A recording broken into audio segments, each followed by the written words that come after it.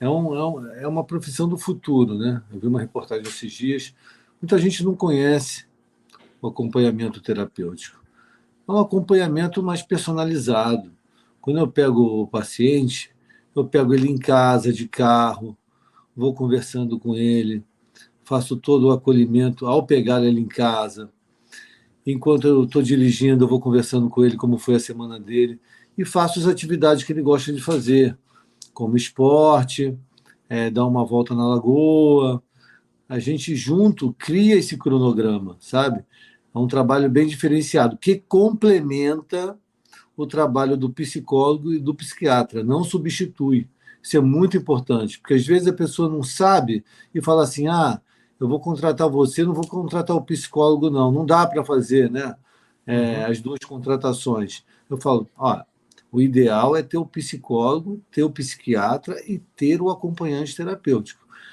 Até para a gente estar trocando, né, essas informações, como ele estava no consultório, como ele está com os remédios que eles estão tomando, né, que estão passando para o paciente, e como ele está no acompanhamento. Porque no acompanhamento, o consultório é o cotidiano. Então, você pega algumas informações que você não pegaria no consultório, né? Ao tomar um sorvete, a uma reação, a um gatilho do dia a dia, onde ele olha um lugar que ele já usou droga, ele passa por ali de uma forma inusitada, aí ele já muda o olhar, já começa a ficar um pouco inquieto. Aí eu pergunto: o que aconteceu? Não, porque aqui eu passei por aqui, me fez lembrar o uso de drogas. Eu falei: ah, então vamos sair daqui, vamos para outro lugar, não tem problema nenhum. Então é um trabalho bem assim, bem atento, sabe? Eu preciso estar muito atento nos detalhes, o que ele diz e o que ele não diz. Uhum. E em que etapa geralmente entra, né, do tratamento o acompanhante terapêutico, né? Traça uma linha aí de uma linha de tempo de quando ele percebe que precisa de um tratamento e quais são os passos aí até chegar ao atendimento do acompanhante. Então, eu costumo falar que o acompanhante terapêutico ele evita uma internação muitas vezes.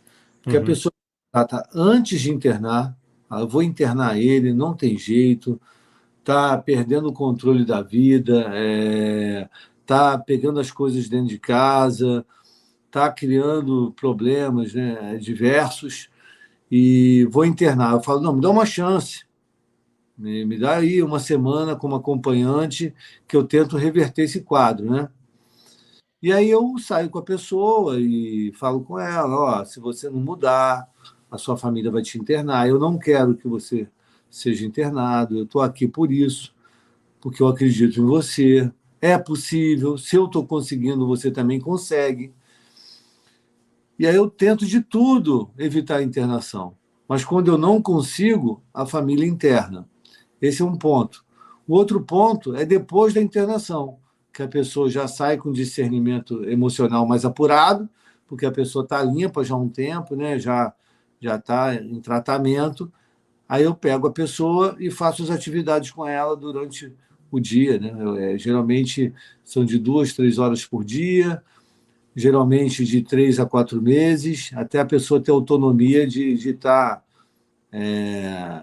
seguindo a vida dela, né? Eu adoro dar uma alta, né, para a pessoa.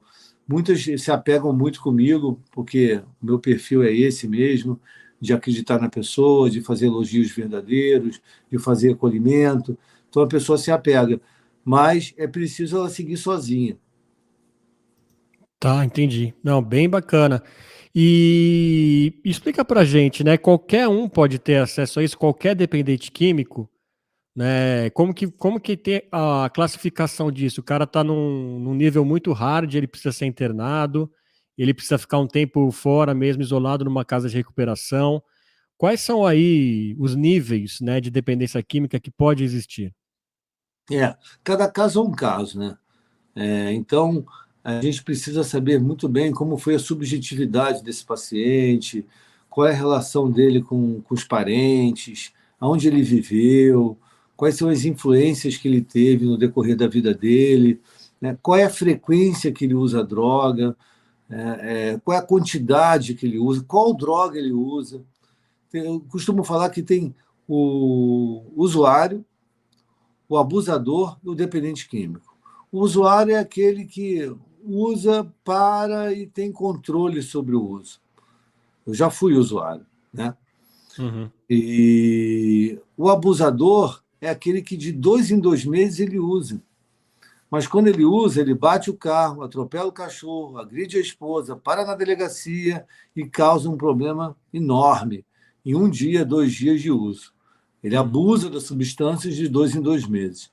E o dependente químico, ele vive para usar e usa para viver, que foi o meu caso também. Então, eu do usuário fui direto para o dependente químico, eu não passei pelo abusador. Mas, geralmente, as pessoas abusam, porque é progressivo. A pessoa vai abusando, abusando, abusando, e chega na dependência química, que aí fica totalmente refém da droga, que rouba os sonhos, dissolve família, e acaba com a vida da pessoa. E a pessoa fica na negação. Temos 4 características, né? A negação, a projeção, a manipulação, a mentira. Então, geralmente, quem me pede ajuda é o familiar. Quando o familiar senta no sofá para ligar a televisão, ele vê que ele não tem mais televisão, que o filho vendeu a televisão por droga. E aí ele me liga, né? Ó, fui sentar para ver a televisão, não tem mais a televisão aqui em casa, está trocando por droga. E aí eu tento evitar a internação, mas quando eu não consigo, eu acabo dando esse suporte para a família, que é codependente, dependente do dependente. A família diz sim onde tem que dizer não, né? Porque também está doente. De forma sóbria, a família vive todo esse processo. Então, ela não anestesia os sentimentos como dependente químico, como quem usa droga. Então, eu falo para a família, ó, temos a internação voluntária e involuntária. A voluntária é melhor, né? Quando a pessoa Uhum. chega e fala, ó, me rendi, eu perdi o controle, me leva, que eu preciso de tratamento. Aí ela está indo de forma voluntária, é o melhor dos mundos. Mas quando a pessoa fica na negação, e fala que o problema é onde ela mora, o problema é a mãe, o problema é o pai, o problema é o trabalho. Ela começa a projetar no outro ou na situação e fala que está ótima e não está, que os prejuízos sinalizam que não está, e bate carro e faz isso e fala que está ótima. Aí é internação involuntária, que geralmente a família contrata uma ambulância, alinha com uma clínica e chega lá e pega a pessoa de surpresa e leva a pessoa, e a pessoa fica em tratamento. E eu atendo depois da internação, né? Porque aí, quando a pessoa está na clínica, ou de forma voluntária ou de forma involuntária, a pessoa está dentro de uma equipe multidisciplinar. Então, lá tem terapeuta, lá tem psiquiatra, lá tem psicólogo. Porque o psicólogo, né, ele atende no consultório, geralmente. Ele trabalha algumas questões emocionais, sentimento, cognitiva, né, a engenharia psíquica, as marcas psíquicas, as fraturas emocionais do paciente. O psiquiatra passa remédio. E alguns remédios são necessários para alguns casos, porque eles ajustam, né? Em alguns casos é necessário que os remédios ajustam os neurotransmissores a funcionar da forma correta. Então, Uhum. tem pessoas que tomam remédio. E o meu trabalho é de acompanhamento terapêutico, então eu não passo remédio, eu faço esse trabalho de complemento, né, com o psicólogo e com o psiquiatra.